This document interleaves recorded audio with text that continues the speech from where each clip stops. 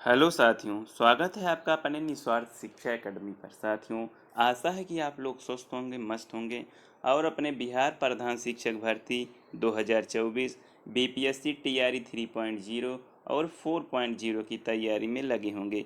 साथियों, उसी से संबंधित, उसी से रिलेटेड आज जीके जीएस की 23वीं प्रैक्टिस सेट है, जो आपके बीपीएससी एग्ज़ाम के पैटर्न पर आधारित है। साथियों, आपको बता दें कि ये ऐसे क्वेश्चंस हैं जो बीपीएससी, एनसीईआरटी, एससीईआरटी बेस पर आधारित है। साथियों, इससे पहले यदि आप चैनल पर नए हों तो चैनल को सब्सक्राइब अवश्य कीजिए, जिससे आपको जीके जीएस की ये प्रैक्टिस सेट का नोटिफिकेशन समय समय पर आपको पहुंचती रहे, जिससे आप अपने तैयारी को एक नई धार और एक नई दिशा दे सकें। इसी के साथ साथियों, आगे बढ़ते हैं और अगले प्रश्न को, अपने पहले प्रश्न को देखते हैं। साथियों, हमारा पहला प्रश्न है, भारतीय संविधान में अवशिष्ट शक्तियों का विचार किस देश के संविधान से प्रेरित है। साथियों, यहाँ पे बताना है कि जो हमारे भारतीय संविधान की अवशिष्ट शक्तियाँ हैं वो किस देश के संविधान से प्रेरित हैं। साथियों, यहाँ पे बता दें कि जो अवशिष्ट शक्तियाँ हैं भारतीय संविधान की, ये कनाडा देश से जो है प्रेरित हैं। इसलिए यहाँ पे राइट आंसर ऑप्शन डी हो जाएगा, कनाडा। साथियों, यूनाइटेड किंगडम अर्थात ब्रिटेन से जो संसदीय शासन प्रणाली ली गई है, संसदीय शासन प्रणाली जो है यहाँ पे ग्रहण की गई है। आयरलैंड से जो है संविधान के नीति निदेशक तत्व जो है लिए गए हैं। तो ऐसे क्वेश्चंस आपको पूछे जाते हैं, जिससे जैसे आयरलैंड से नीति निदेशक तत्व ग्रहण किए गए हैं, जो है यूनाइटेड किंगडम से संसदीय शासन प्रणाली, और कनाडा से अवशिष्ट शक्तियां ग्रहण की गई हैं। तो इस प्रश्न के अनुसार जो अवशिष्ट शक्तियों का विचार जो है, जो भारतीय संविधान में लिया गया है, वो कनाडा देश से लिया गया है। इसलिए यहाँ पे राइट आंसर ऑप्शन डी हो जाएगा। आगे बढ़ते हैं, अगले प्रश्न को देखते हैं।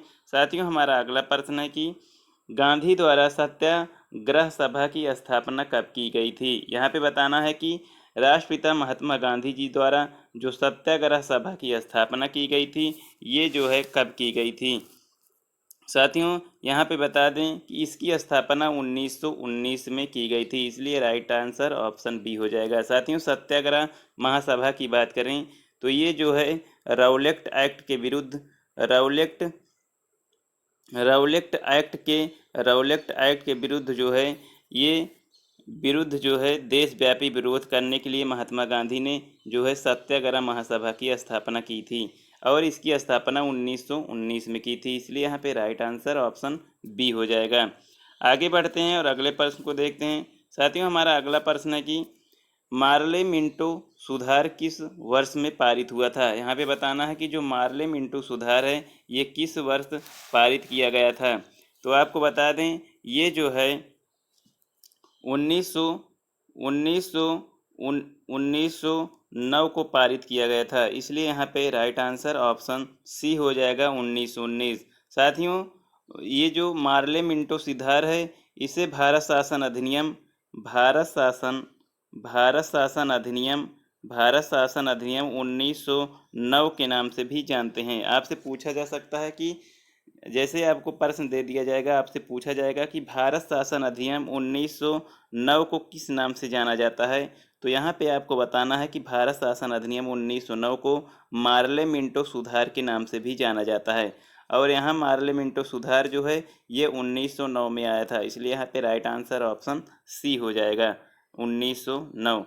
आगे बढ़ते हैं और अगला प्रश्न देखते हैं। साथियों, अगला प्रश्न है कि खिलाफत समिति का गठन कब और कहाँ हुआ था। यहाँ पे बताना है कि जो खिलाफत समिति थी उसका गठन जो है कहाँ और कब हुआ था। तो यहाँ पे आपको बता दें कि खिलाफत आंदोलन का गठन जो है, ये जो है बॉम्बे में मार्च 1919 में हुआ था। कहाँ हुआ था साथियों? बॉम्बे में हुआ था, जो कि महाराष्ट्र में मुंबई नाम से जाना जाता है। मुंबई नाम से जो महाराष्ट्र की राजधानी है, और इसकी स्थापना 1909 में हुई थी। इसलिए राइट आंसर ऑप्शन ए हो जाएगा। साथियों, खिलाफत आंदोलन की जो नींव रखी, खिलाफत आंदोलन का गठन जो किया, उनमें जो है अली बंधु थे। साथियों, अली बंधु थे, शौकत अली थे, अली बंद शौकत अली और मोहम्मद अली थे। तो यहाँ पे तीन लोग थे। पहले थे अली बंधु, शौकत अली और मोहम्मद अली। तो इसका गठन मार्च 1919 को बम्बई में किया गया था, इसलिए राइट आंसर ऑप्शन ए हो जाएगा। आगे बढ़ते हैं और अगले प्रश्न को देखते हैं। साथियों हमारा अगला प्रश्न कह रहा है कि गांधी इरविन समझौता किस वर्ष हुआ था। यहाँ पे बताना है कि गांधी इरविन समझौता जो कि महात्मा गांधी और इरविन के बीच हुआ था, ये कब हुआ था। तो यहाँ पे हमारा राइट आंसर हो जाएगा ऑप्शन बी 1931 1931 में। साथियों 1931 की बात करें तो 5 मार्च 1931 या 1931 में जो है गांधी इरविन समझौता हुआ था, इसलिए यहाँ पे राइट आंसर ऑप्शन बी हो जाएगा। आगे बढ़ते हैं और अगले प्रश्न को देखते हैं। साथियों हमारा अगला प्रश्न है कि भारतीय राष्ट्रीय कांग्रेस के लाहौर अधिवेशन ने किस वर्ष में 26 जनवरी को स्वतंत्रता दिवस के रूप में मनाने की घोषणा की थी। साथियों यहाँ पे बताना है कि इंडियन नेशनल कांग्रेस का जो लाहौर अधिवेशन था, उसमें किस वर्ष में 26 जनवरी को स्वतंत्रता दिवस मनाने के रूप में घोषणा की गई थी। तो यहाँ पे हमारा राइट आंसर हो जाएगा ऑप्शन सी की बात करें तो 1930 में जो है 26 जनवरी को 1930 में 26 जनवरी को स्वतंत्रता दिवस मनाने की घोषणा की गई थी। आपसे प्रश्न पूछा जाता है इस तरह की 26 जनवरी जो है स्वतंत्रता दिवस के रूप में मनाने की घोषणा जो है किस वर्ष हुई, तो ये हुई थी 1930 में हुई थी, इसलिए राइट आंसर ऑप्शन सी हो जाएगा। आगे बढ़ते हैं और अगला प्रश्न देखते हैं। साथियों हमारा अगला प्रश्न है निम्नलिखित में से किस वर्ष अंग्रेजों द्वारा भारतीय स्वतंत्रता अधिनियम पारित किया गया था। यहाँ पे बताना है कि जो अंग्रेज कंपनी थी या अंग्रेज सरकार थी, उसके द्वारा भारतीय स्वतंत्रता अधिनियम जो है कब पारित किया गया था। तो यहाँ पे हमारा राइट आंसर हो जाएगा ऑप्शन बी 1947। 1947 में द इंडियन इंडिपेंडेंस एक्ट जो है पारित किया गया था।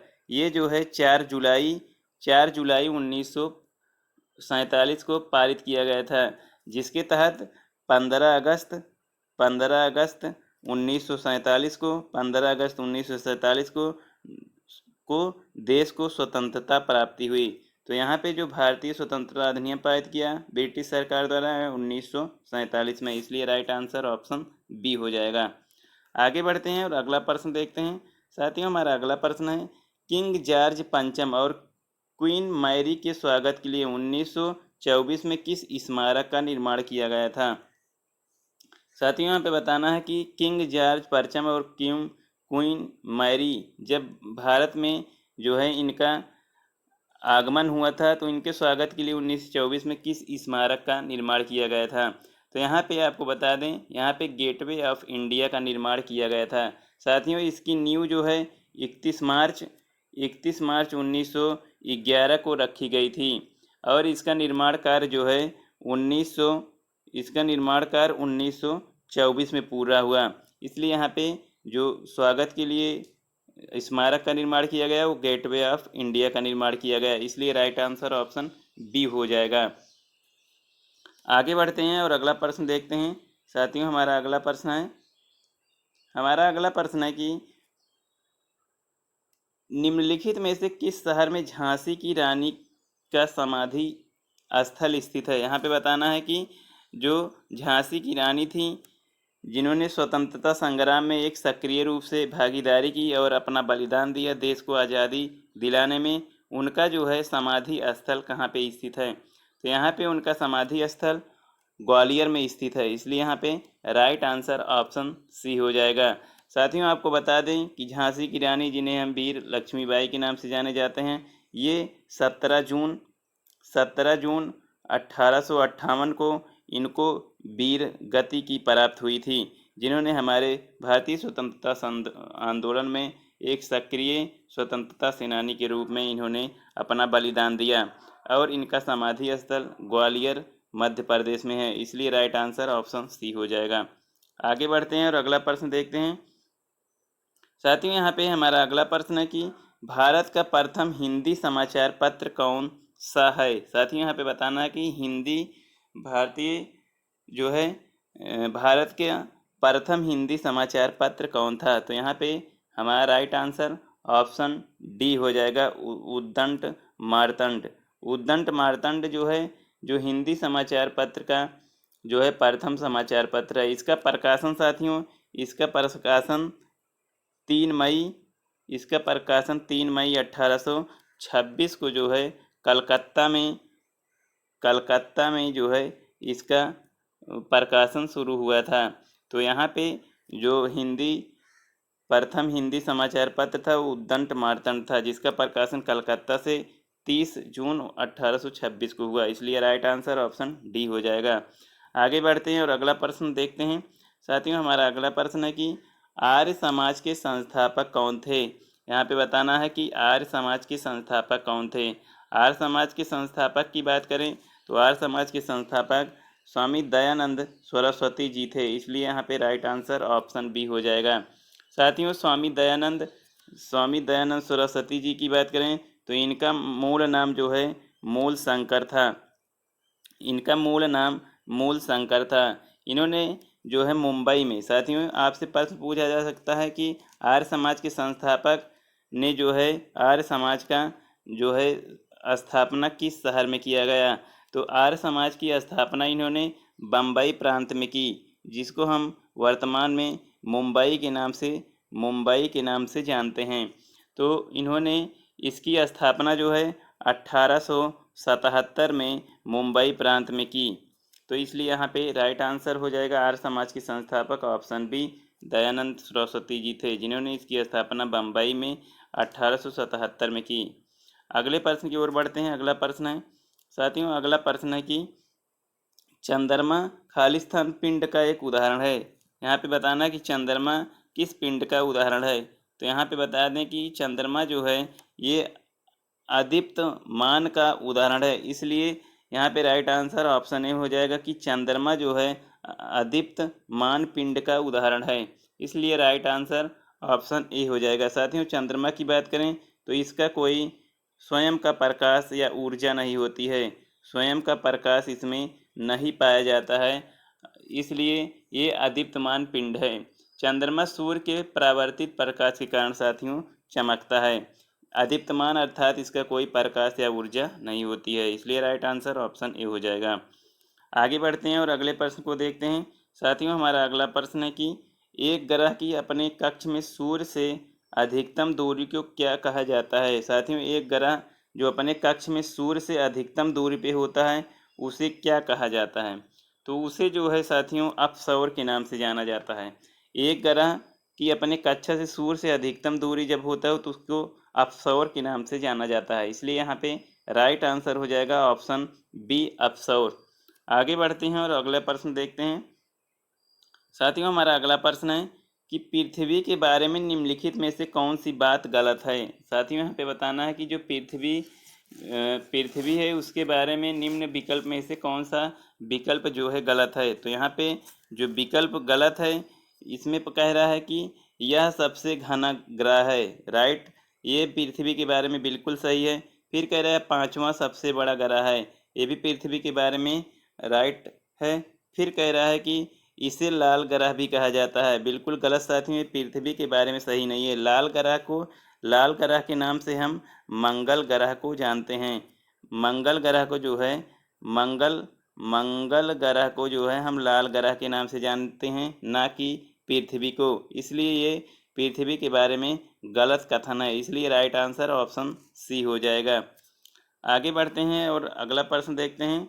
साथियों, हमारा अगला प्रश्न है कि ओजोन रिक्तीकरण या डिप्लेशन किसके पास सबसे ज़्यादा होता है। यहाँ पे बताना है कि ओजोन रिक्तीकरण सबसे ज़्यादा किसके पास होता है। तो यहाँ पे राइट आंसर हो जाएगा ऑप्शन सी। ऑप्शन सी की बात करें तो ध्रुवों के पास जो है ओजोन रिक्तीकरण या डिप्लेशन सबसे ज़्यादा होता है। राइट आंसर ऑप्शन सी हो जाएगा। आगे बढ़ते हैं और अगला प्रश्न देखते हैं। साथियों, अगला प्रश्न है कि पृथ्वी की भूमध्य रेखीय रेखा के उत्तर या दक्षिण के स्थान की कोणीय दूरी का वर्णन करने के लिए किस शब्द का प्रयोग किया जाता है। साथियों, जो पृथ्वी के भूमध्य रेखा के उत्तर और दक्षिण के स्थान की कोणीय दूरी का वर्णन करते हैं उसे किस शब्द के नाम से जाना जाता है। तो उसे साथियों जो है अक्षांश के नाम से जाना जाता है। इसलिए यहाँ पे राइट आंसर ऑप्शन ए हो जाएगा अक्षांश।